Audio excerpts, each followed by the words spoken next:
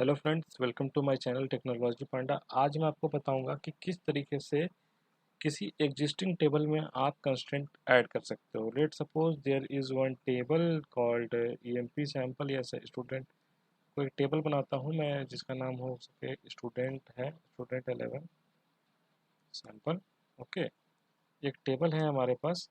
इस टेबल में चलिए एक टेबल हम क्रिएट ही करते हैं। तो क्रिएट करते हैं हम एक टेबल जिसका नाम है स्टूडेंट 11 सैम्पल। ये टेबल हमने क्रिएट कर दिया। इसमें हमने क्रिएट किया empno नाम का एक column, type number, ename, varchar2, size 20, salary नाम का column, number, size 7, department number नाम का एक column, type number, size is 2। Okay, तो ये कॉलम चलो मैं क्रिएट करता हूँ, ये टेबल मैं क्रिएट करता हूँ एसक्यूएल प्लस में। Table created. अब जब आप चेक करोगे इस टेबल के स्ट्रक्चर,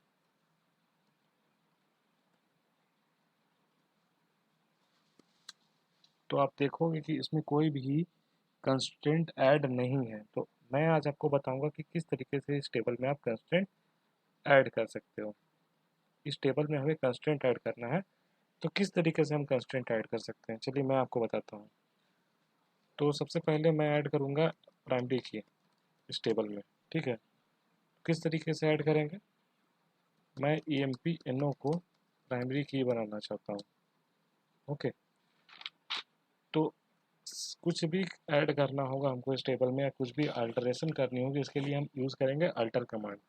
तो हमें कमांड लिखना पड़ेगा अल्टर टेबल, टेबल का नाम स्टूडेंट 11 अंडरस्कोर सैम्पल। ठीक है, ऐड लिखना होगा, ऐड प्राइमरी की, और कौन से कॉलम को आप प्राइमरी की बनाना चाहते हो वो आपको पास ऑन करवाना पड़ेगा। तो मैं empno को प्राइमरी की बनाना चाहता हूँ, तो मैंने इस कमांड को रन करवाया। टेबल अल्टर हो चुकी है। अब आप डिस्क्रिप्शन से देख सकते हो कि इस टेबल को हम प्राइमरी की बना चुके हैं।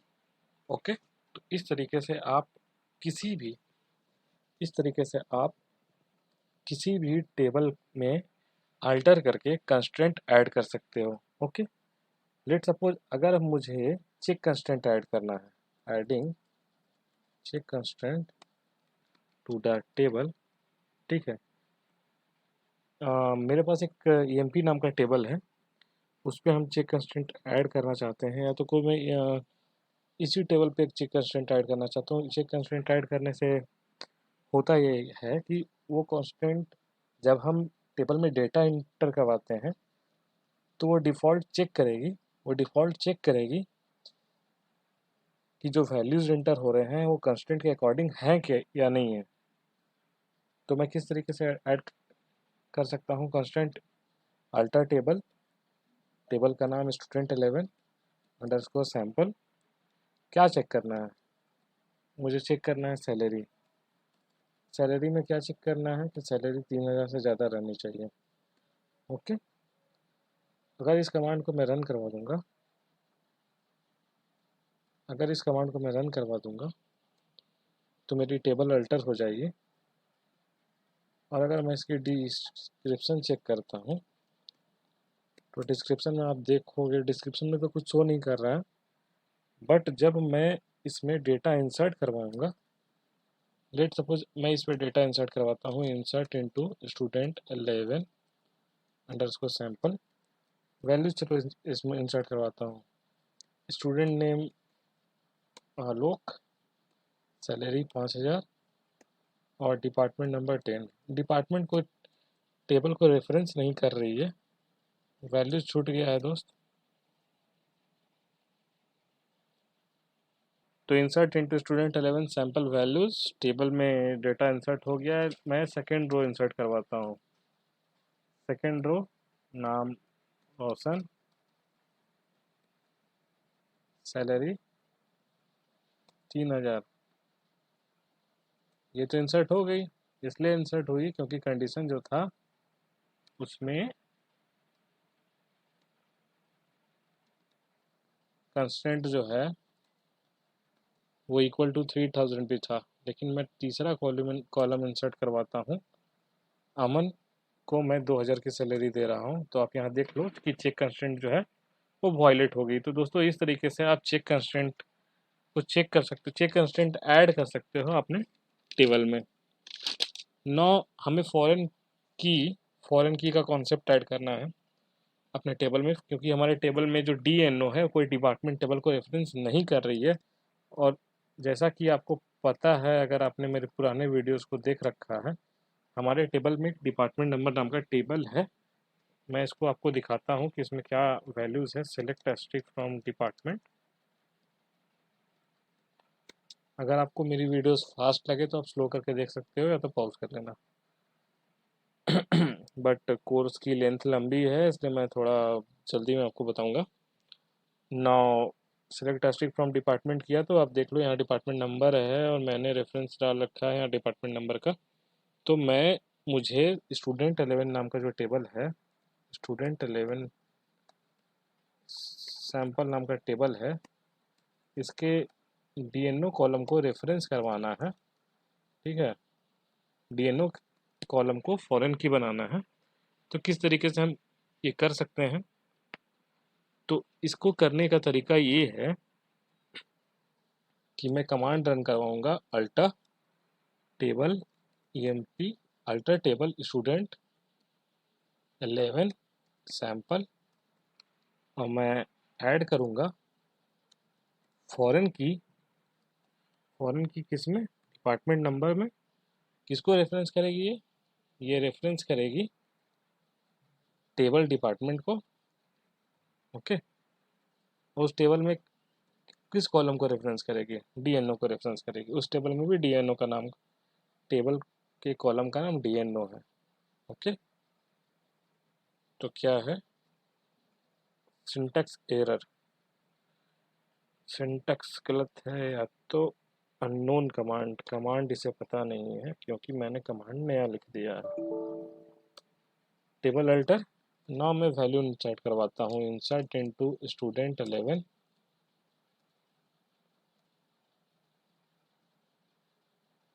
Underscore sample. वैल्यूज़ लिख देता हूँ, इस पर भूलूंगा नहीं।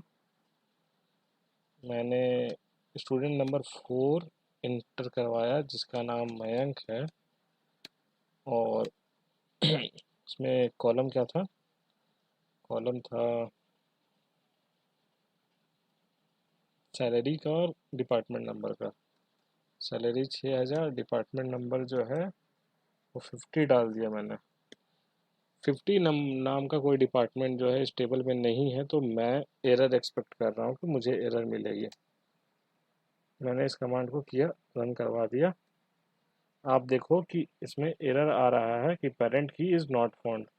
बट अगर इसी टेबल में मैं 10 इंसर्ट करवाऊँ या 30 इंसर्ट करवाऊँगा तो एरर नहीं आएगी, क्योंकि ये 30 जो है वो डिपार्टमेंट टेबल के डिपार्टमेंट नंबर 30 को रेफरेंस कर रही है। तो दोस्तों इस तरीके से आप कंस्ट्रेंट ऐड कर सकते हो अपने टेबल में। नौ मॉडिफाई करूँगा मैं। होता क्या है कि स्टूडेंट नाम का जो हमने टेबल बनाया था उसमें emp नेम अगर मैं नल भी इंसर्ट करवाऊँ तो वो ले लेगा। देखो कि सैंपल आपको दिखाता हूँ। Okay, accepted. मुझे ये नहीं चाहिए, मुझे क्या करना है, चेंज करना है, changing from null to not null, कि वो कॉलम जो है वो नॉट नल रहना चाहिए, मतलब उस कॉलम में डेटा रहनी चाहिए। किस तरीके से हम ये कर सकते हैं, करने का तरीका क्या है मैं आपको कमांड बताता हूँ। मैंने करूँगा अल्टर टेबल, टेबल का नाम स्टूडेंट 11 सैंपल, वैल्यूज मॉडिफाई करूँगा मैं। किसको मॉडिफाई करूँगा, ई नेम को मॉडिफाई करूँगा,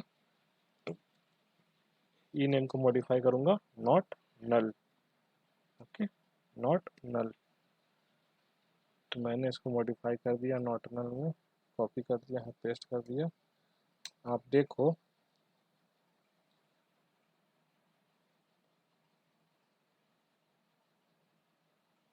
can not enable system null values found.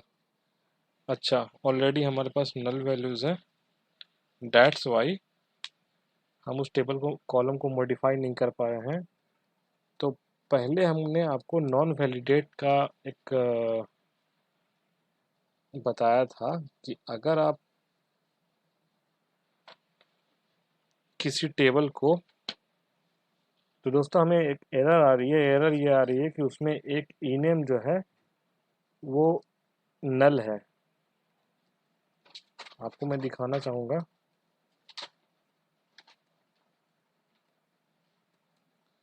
देखो एक इनेम जो है नल है, तो हम कंस्ट्रेंट ऐड नहीं कर पा रहे हैं। ओके, तो हम इसे चेंज करेंगे। चेंज करने का तरीका क्या है? तो चेंज करने का तरीका ये है कि मैं डिलीट करूँगा, delete from student 11 where empno equals to 5 student 11 sample where empno equal to 5। और मैं अब ऐड करूँगा constraint alter table student 11 sample modify ename to not null. आप देखो टेबल अल्टर हो गई है।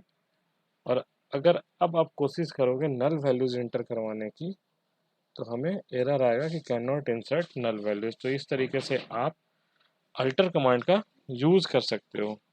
इस तरीके से आप अल्टर कमांड का यूज़ कर सकते हो, और इस तरीके से आप कंस्ट्रेंट जो है टेबल में ऐड कर सकते हो। कंस्ट्रेंट जो है वो टेबल में ऐड कर सकते हो एग्जिस्टिंग टेबल में। ओके, तो अगर आपको मेरी वीडियो पसंद आई तो प्लीज़ मेरे चैनल को लाइक शेयर एंड सब्सक्राइब करें। Thank you.